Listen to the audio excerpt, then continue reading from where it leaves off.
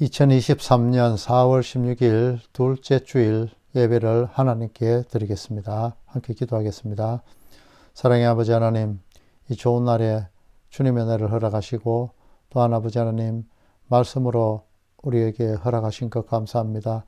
이 말씀을 통하여서 하나님의 나라를 알게 하시고 하나님을 통하여 하나님의 뜻하시는 바들을 우리가 알 수 있는 귀한 축복도 허락하옵소서. 이 예배 시간 주님께서 좌정하시고 예배를 주관해 주시옵소서. 예수님 이름으로 기도 올립니다. 아멘.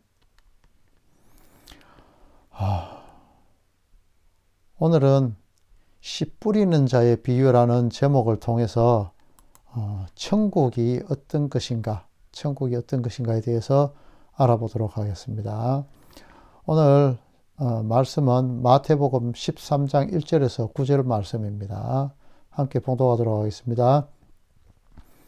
그날에 예수께서 집에서 나가사 바닷가에 앉으심에 큰 무리가 그에게로 모여들거늘 예수께서 배에 올라가 앉으시고 온 무리는 해변에 섰더니 예수께서 비유로 여러 가지를 그들에게 말씀하시되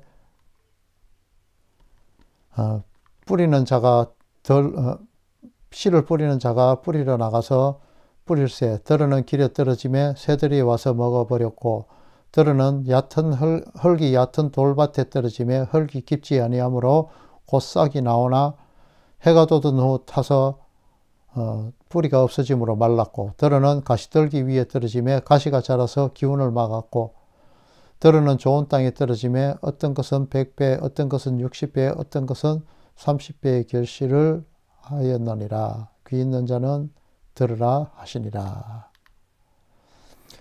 오늘부터 몇 주간 이 마태복음 13장으로부터 시작해서 나오는 예수님의 비유에 대해서 공부하도록 하겠습니다. 예수님께서 10장을 통해 지치고 고단한 영혼들에게 천국 복음을 전파하시며 모든 병과 약한 것을 고치시고 11장으로 와서 수고하고 무거운 율법의 짐을 진 자들아 내가 값없이 구원을 베푸니 내게로 오라. 내가 너희를 그 율법 지킴의 무거운 짐으로부터 쉼을 얻게 하리라. 나와 함께하면 너희 멍에는 가볍게 된다. 라며 마태복음 12장 28절에서 30절을 통하여 말씀하신 후에 12장을 통해서 그 무거운 짐의 대표적인 안식일의 헛된 지킴, 즉 장로들의 유전에 따른 안식일 지킴을 부수어 나가는 장면이 나옵니다. 유대인의 율법에는 안식일에 일하는 것을 전적으로 금하고 있습니다. 그것을 실천하기 위하여 그들은 안식일에 침을 뱉는 일도 하지 않습니다. 왜냐하면 그 침이 떨어져서 땅에 흙에 떨어져서 조금이라도 파익이 된다면 그것은 안식일을 범하는 결과를 낳는다는 것입니다. 또 천 한 조각이라도 손에 들고 안식일에 그것을 들고 이동을 하면은 이것은 노동으로 간주되는데요. 꼭 만약에 가져가야 되겠다 싶을 때는 바늘이나 무엇으로 옷에 매달아서 이동하게 되는데 이렇게 하면은 노동이 아니라는 것이 유대인의 율법입니다. 이런 율법 지킴에서 자유함을 주시겠다는 그런 예수님의 말씀이 오늘의 말씀입니다. 마태복음 12장 첫 번째 소개되는 사건은 안식일에 예수님과 제자들이 밀밭 사이로 지나가다가 제자들이 밀리삭을 잘라 비벼 먹는 장면이 나오는데 이를 바라본 바리새인들은 예수님에게 그 제자들의 행위를 비난하면서 안식일에 못할 일을 한다고 그렇게 정죄를 합니다. 두 번째 소개되는 장면은 안식일에 회당 안에 있는 손 마른 자를 예수님께서 의도적으로 고치시며 유대인들의 안식일을 어겨버리십니다. 그리고는 그들을 향해 자신이 안식일의 주인이라고 선언해 버리십니다. 이에 그들은 예수님을 죽으려고 의논하며 죽일 기회를 찾게 됩니다. 왜냐하면 바로 자신들이 규칙으로 법으로 정해놓은 정해놓고 그렇게 열심을 내어서 지켜서 율법으로 인해서 천국 가려는 그런 최선을 다하는 그들의 그 현장에 예수님이라는 사람이 갑자기 나타나서 자신이 안식일의 주인이라고 하면서 율법 지킴의 노력에 초를 쳐버리셨기 때문이죠. 그들은 종교적 열심과 도덕적 완전함, 율법 준수의 최고의 달인들이지만은 자기들의 지위와 성경적인 권위는 놓지 않으며 이것에 걸리적거리는 모든 것은 수단과 방법을 동원해서 어떤 사람이든 간에 없애버리고 맙니다.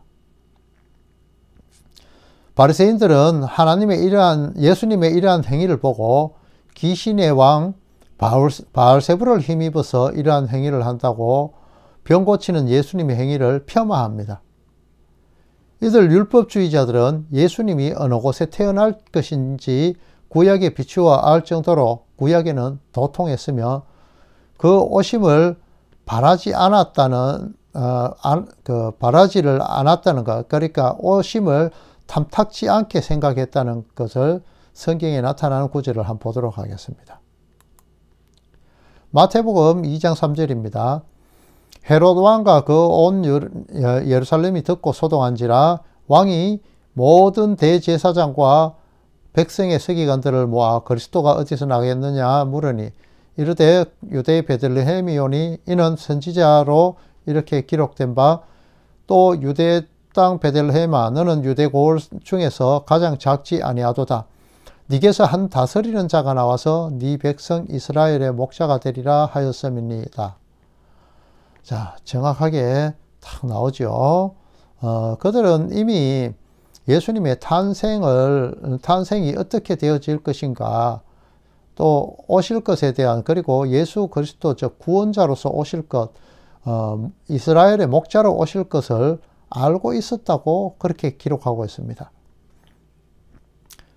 그들은 제사장과 서기관들이라는 지위를 이용해서 성경을 해석하고 또 제사장의 직권을 이용해서 여러 이윤을 착복하는 등 여러 지위가 있었지요. 이것을 내려놓기 싫었으며 또 헤롯 왕 역시도 자신의 그 권력을 내려놓기 싫었던 것입니다. 왜냐? 예수님이 왕으로 왔다고 했거든요. 마태복음 21장에 나오는 포도원의 비유하고도 너무나 유사하죠. 예수님은 공생애를 시작하시면서 많은 병자들을 고치시고 죽은 자를 살리셨습니다. 이를 본 군중들은 호산나 다윗의 자손이여 이렇게 외치면서 강력한 다윗 왕국의 부활을 희망하고 있었습니다.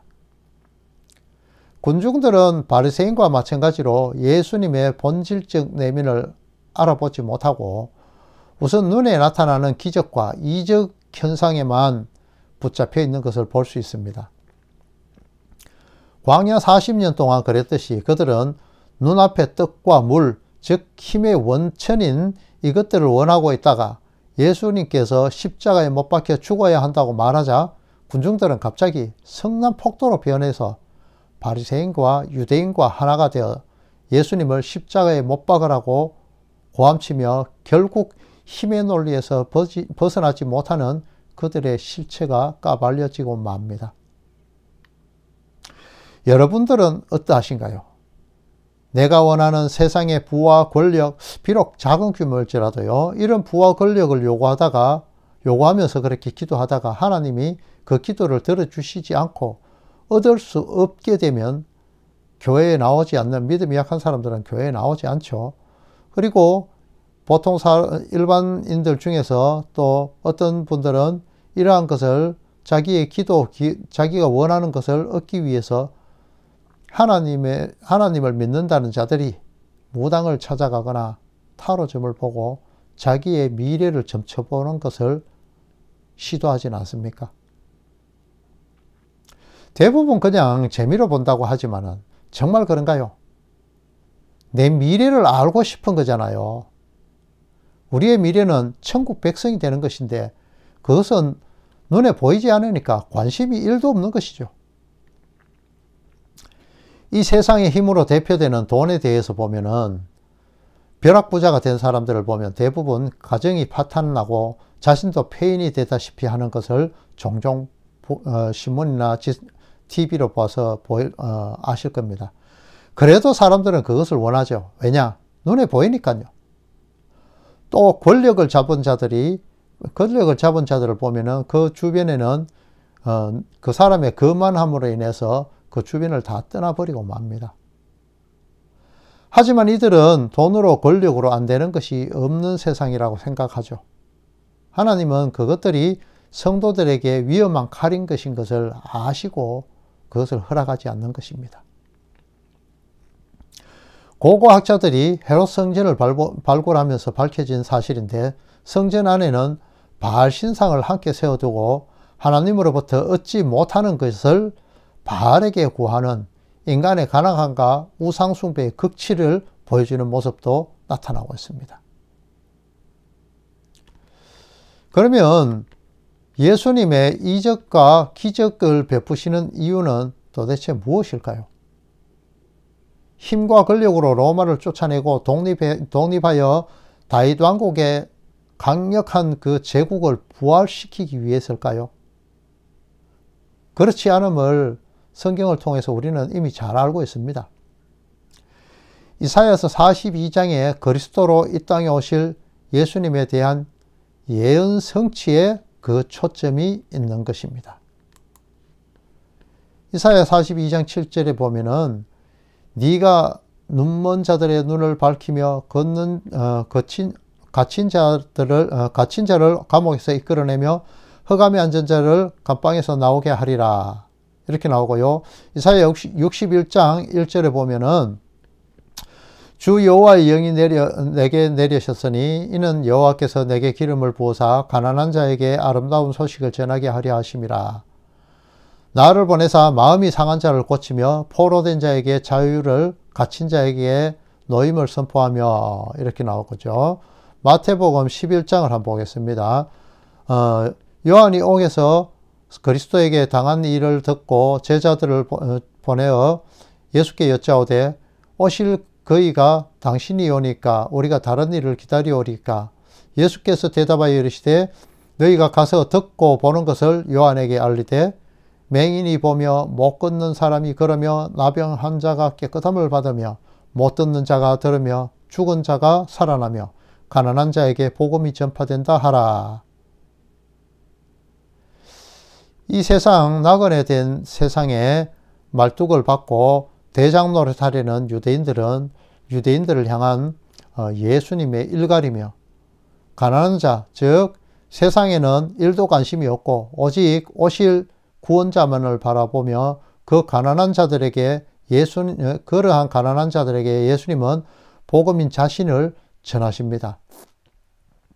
이 땅에 목적을 두지 않고 하나님의 나라만을 바라보며 이 땅의 모든 것을 뒤로 하는 천국에 합당한 자로 만드시고 마실 것이며, 그들로 이 땅에서 가난한 자로, 나그네로, 이방인으로 만드시겠다는 선포이신 것입니다. 바로 택한 자들인 가난한 자들을 위해서 예수님이 오신 것입니다.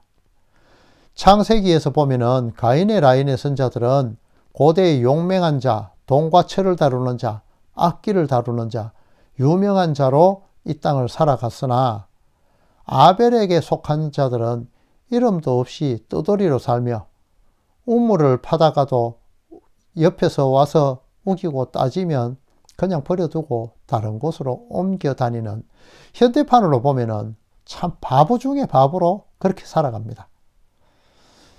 그런데요, 이것이 바로 이 땅에 대하여 가난한 자이며 하늘에 대해서 부자인 자들입니다. 하나님의 말씀에 목말라 하는 가난한 자들의 길은 정말 멀고 험한 길을 걸어가야 합니다. 이리에게 보내지는 어린 양으로 살아야 하며 이 땅에서 눈먼 자가 되어야 하고 감옥에 갇힌 자가 되어야 하고 맹인이 되어야 하며 나병 환자가 되어야 하며 죽은 자, 못 듣는 자가 되어야 하는 것입니다. 이것이 바로 예수님과 멍에를 같이 하는 것이며 예수님의 그 십자가에 동참하는 자이며 그 십자가를 나의 십자가로 받아들이게 되는 그것이 성도의 길인 것입니다. 이어서 예수님은 천국의 비밀을 통하여서 비유를 통해 풀어주십니다. 이 비유라는 것은 일반적으로 우리 세상에서 이야기하는 비유와는 그 의미가 조금 다릅니다.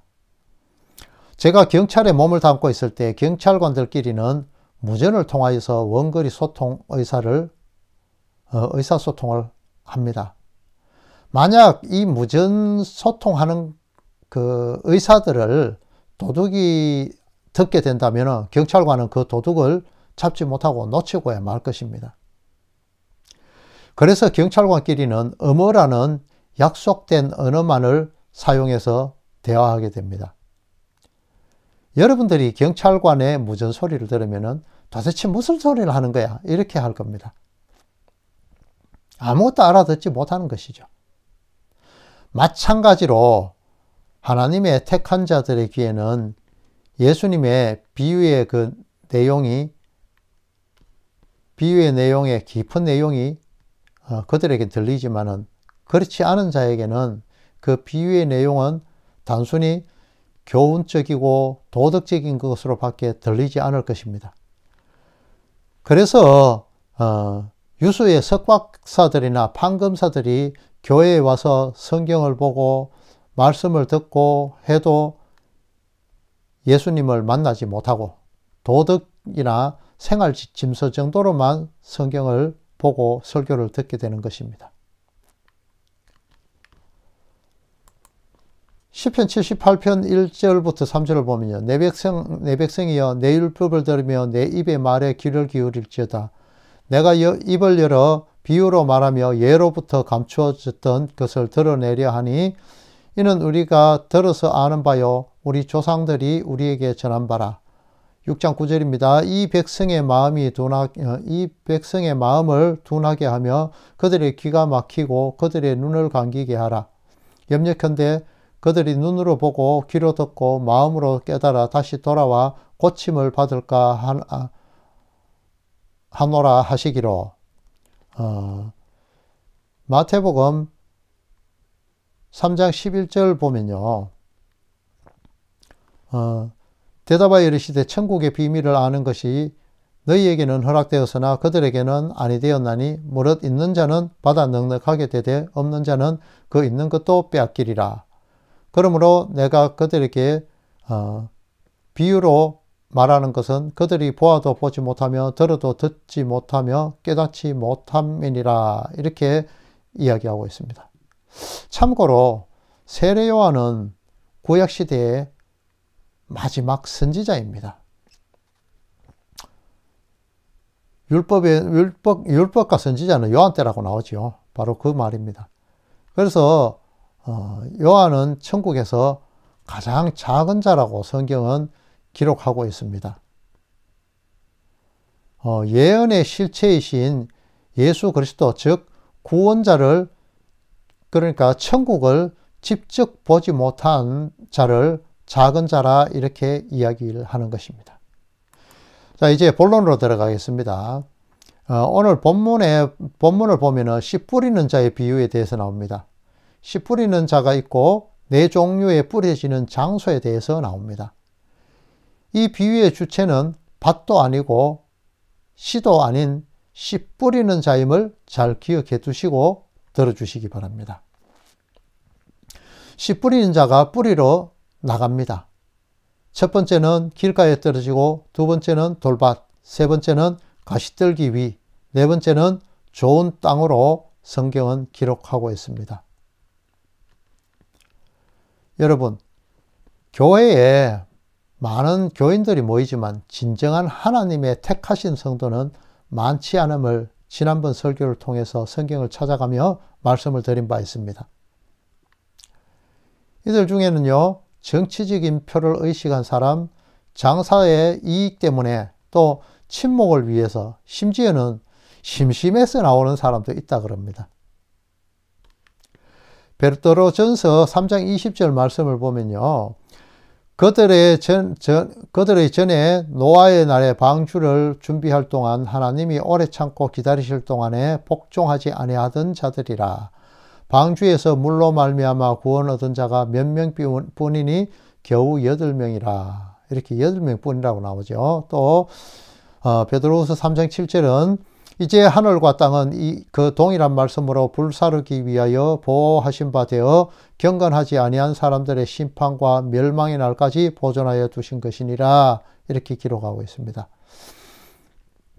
노아의 홍수 때 하나님의 말씀이 전파되었지만 노아의 가족들과 방주이신 예수님에 의해서 저주의 물 위로 떠오르게 되고 나머지는 저주의 물에 의해서 빠져 죽게 되듯이 마지막 날에는 불에 의한 심판으로 남은 자가 몇 안 되는 자들만 천국 가게 된다는 성경 말씀입니다. 이사야서 10장 22절 말씀에 보면요, 이스라엘이여 네 백성이 바다의 모래 같을지라도 남은 자만 돌아오리라. 넘치는 공의로 파멸이 작정되었습니다. 보세요. 여기도 많은 모래와 같은 많은 자들이 남아있지만 이들이 돌아오는 자 이외에는 이미 공의로 파멸되었다는 것이죠. 이렇게 교회 안에 많은 사람 중에서 하나님의 택한 자들은 적다는 이런 말씀입니다. 역사적으로 하나님이 이스라엘을 복음의 족속으로 택하신 이유에 대해서 성경에 나오는데요. 그것을 한번 보도록 하겠습니다. 신명기 7장 7절입니다. 여호와께서 너희를 기뻐하시고 너희를 택하심은 너희가 다른 민족보다 그 수요가 많기 때문이 아니니라. 너희는 오히려 모든 민족 중에 가장 적으니라, 이렇게 말씀하고 있습니다. 수많은 강대국에 둘러싸인 이스라엘은 그 땅의 면적이 겨우 우리나라 강원도 정도밖에 되지 않는다고 합니다. 그런 만큼 인원도 적고 땅도 굉장히 적은 나라가 이스라엘이라는 것이죠.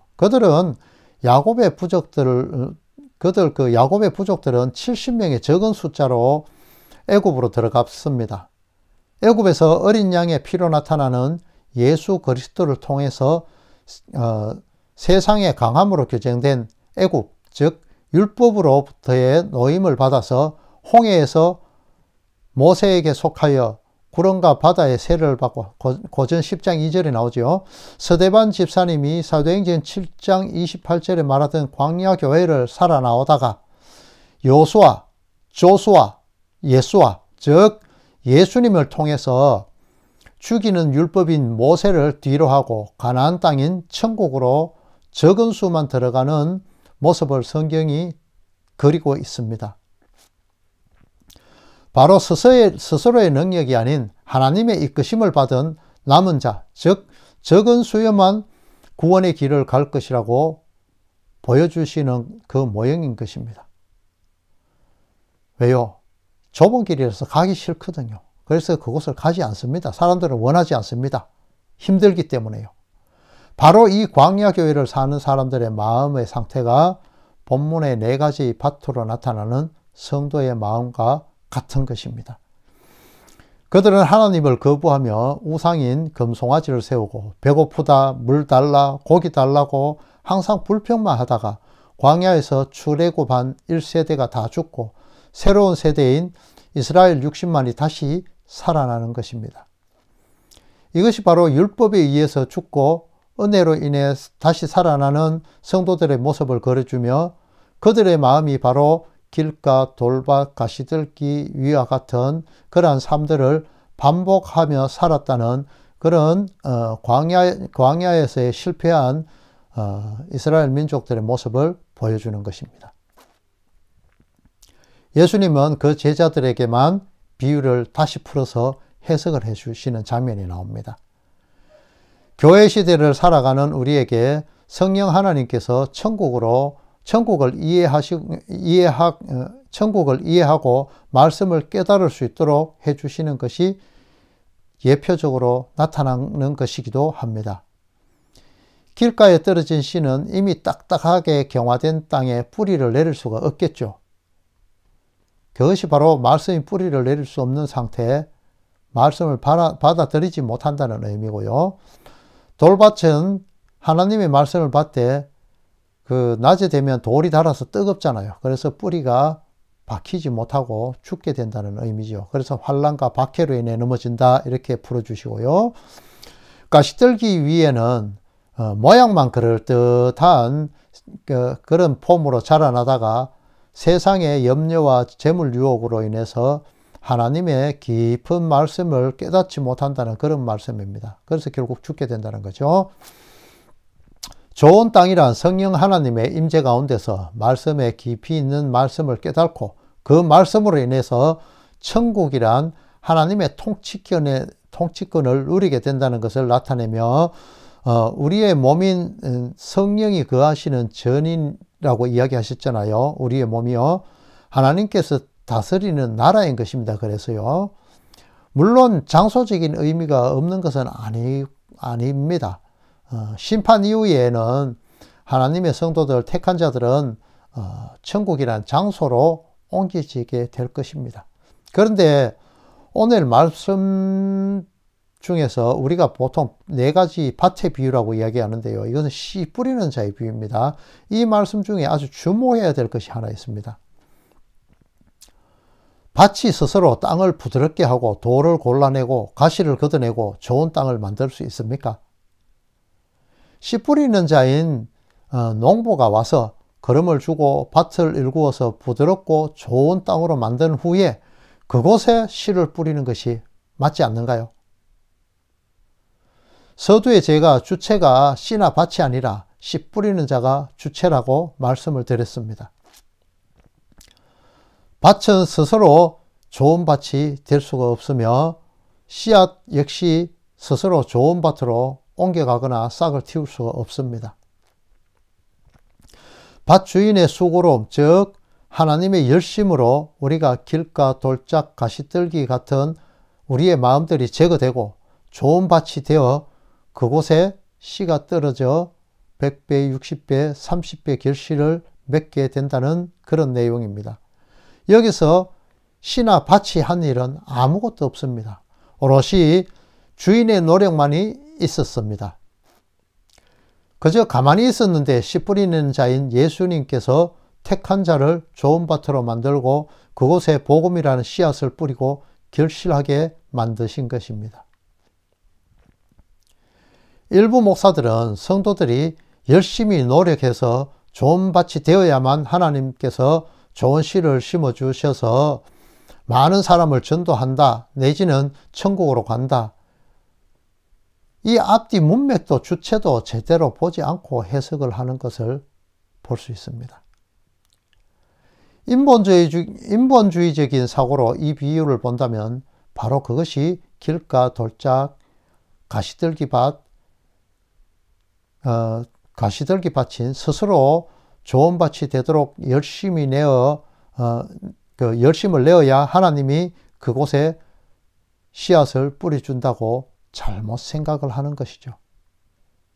왜냐하면요, 그래야 나의 노력으로 율법을 준수하는 것이 되어서 천국 갈 근거를 마련하게 되는 것이고, 또 내 공력이 나타나고 또 내가 다른 사람에게 자랑할 수 있는 치적거리가 생기니까 말이죠. 복음으로 해석하면 오직 하나님께만 매달려야 하며 자신의 공로는 제로가 되니까 그게 싫은 것이죠. 나도 할 수 있다는 그런 선악과를 먹은 아담적인 사고인 것입니다. 이들에게 예수님은 뱀들아, 독사의 새끼들아 라고 그렇게 표현을 하십니다.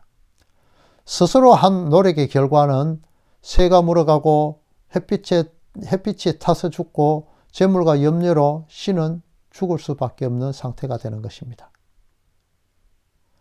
바로 그때 하나님께서 이 모든 것을 제거해 주시고 좋은 밭으로 만들어 씨를 뿌리는 것입니다. 4가지 밭이 아니라 나쁜 상태의 밭들을 나열하다가 좋은 밭을 제시하며 그곳에만 씨가 자라고 결실할 수 있다는 내용으로 이것은 4가지 밭의 비유가 아닌 씨 뿌리는 자의 비유로 밭의 행위는 전혀 없고 밭의 주인의 행위에 의해서 결실을 맺게 된다는 그 내용의 것입니다. 예수님은 이 비유의 내용을 제자들에게 풀어주시면서 10장 10절에서 17절을 통하여서 이 비유가 택한 자만 알아들을 수 있다고 말씀하십니다. 그것이 바로 천국의 은닉성을 나타내는 비유의 시작입니다. 그래서 17절을 통해서 구약의 많은 선지자와 의인이 이러한 천국에 대해서 보고 듣고자 했으나 못 보고 못 들었으나 제자들은 들을 수 있었으며 이 제자들 즉 교회들에게만 이 천국 비밀을 아는 것이 허락되었다고 그렇게 말씀하시는 것입니다. 그리고 마지막 구절에 귀 있는 자들은 들으라 이렇게 말씀하시는데요. 귀 없는 사람이 있습니까? 예수님이 말씀하시던 그곳에는 큰 무리가 있었다고 기록되어 있습니다. 그들 중에는 들을 수 있는 자와 듣지 못하는 자가 있다는 그런 말씀인 것이죠. 지금의 교회에도 보면은 하나님의 말씀이 떨어지면 천국의 씨앗으로 받는 자가 있는가 하면 교훈과 도덕으로 이해하는 그런 하나님의 말씀을 알아듣지 못하는 자가 있단 말입니다. 그들이 바로 귀머거리인 겁니다. 여러분들은 귀가 있는 자들인가요? 어떤 근거에서 그렇게 자신합니까? 에스겔서처럼 우리는 아무것도 아닌 마른 뼈입니다. 하나님께서 지금이라도 너는 지옥에 가라 하시면은 우리는 지옥으로 갈 수밖에 없으며 그것은 하나님의 악이 아닌 선을 이루는 것입니다. 그 모든 선택권은 하나님께 있음을 인정하시길 바랍니다. 우린 죽은 흙입니다. 흙으로밖에 돌아갈 수가 없는 것입니다. 당신은 천국 백성이 아닐 수도 있습니다. 세상의 도덕과 평판과 성공과 나의 노력이 아닌 오직 하나님의 은혜만을 바라보는 그 자리로 내려가셔야 합니다. 다시 한번 성경을 통해서 나의 모습을 비추어 보시기 바랍니다. 여러분 심령 깊은 데서 세상을 향한 나의 비전, 야망, 꿈 이런 것에 젖어 사시지는 않나요? 이것은 신기루이며 마지막 날에 불타 없어질 것이라고 그렇게 이야기하고 있습니다. 사도 바울은요, 고전 9장 27절을 통해서 내가 내 몸을 쳐 복종케 함은 내가 남에게 전파한 후에 자기가 도리어 버림이 될까 두려워함이로라 이렇게 말씀하고 있습니다. 사도 중에 가장 박식했고 성경을 가장 많이 기록했던 그런 바울마저도 이런 고백을 합니다. 성도 여러분은 항상 나의 영적 상태를 돌아보고 날마다 내가 가는 이 길이 하나님의 뜻에 맞는 길인가 항상 돌아보아야 합니다. 나의 노력이 아닌 오직 하나님의 의만 드러나는 그 삶을 사시며 이 땅에서 승리하시는 성도님들 다 되시기를 예수 그리스도의 이름으로 축원합니다. 함께 축도하심으로 예배를 마치도록 하겠습니다. 이제는 교회 머리 대신 성자 하나님의 은혜와 우리를 구원하시기 위하여 독생자를 보내주신 성부 하나님의 크신 사랑과 성령 하나님의 위로 교통 충만하심이 우리의 삶의 모든 것을 주관하심을 하나님께 맡기기를 원하는 하나님의 백성 위에 이제로부터 영원토록 함께 있을지어다. 아멘.